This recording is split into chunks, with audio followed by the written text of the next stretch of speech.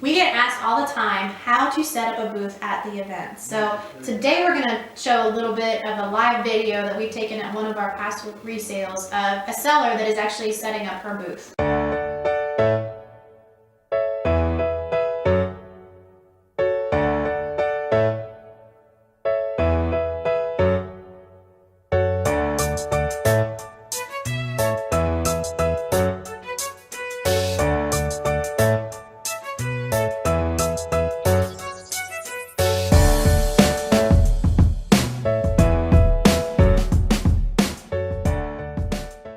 Hey everybody, today we're going to share a live video that we took at one of our events earlier this year, and we'd like to give you some tips on if you're a seller, how to set up your booth, but also if you're a buyer, if you've never been to one of the events before, we give you a little bit of hints and some tips on how best to shop to sell as well. Right, exactly. So take a look.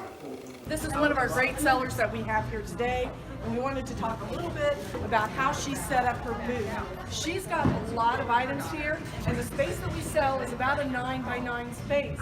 You can utilize that any way you want to do, but we want to show you a little bit of tips because she's done an excellent job of setting up.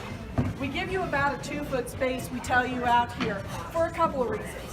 One, we don't want anybody to trip as they're walking by, and people will never be looking at their feet when they come in because there's just too much beautiful stuff to look at. Also, you want them to be able to approach you and approach the rest of the stuff on your booth. If they have to stand way back here, they'll never be able to see what you have back here, so keep that in mind.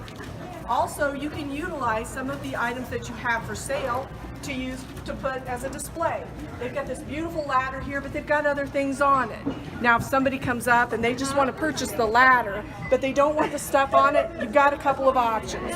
You can obviously move the stuff off of there if you've got another place that you can display them, or you can mark it as sold and tell them to make sure that they come back and pick it up before they leave.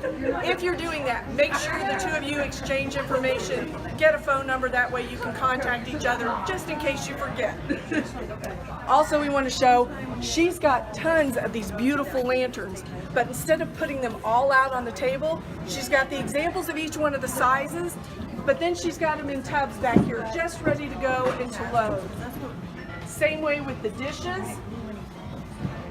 She's also got some picture frames out here. She's got the larger items in the front, and then the smaller items in the front on the table, the large items sitting up in front of the table, and then it works its way back, so the eye travels up.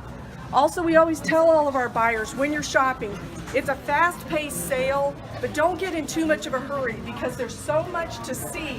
They also have beautiful table runners under here. You don't want to miss these beautiful little accent items. You can see it all. Just take a minute and take it all in.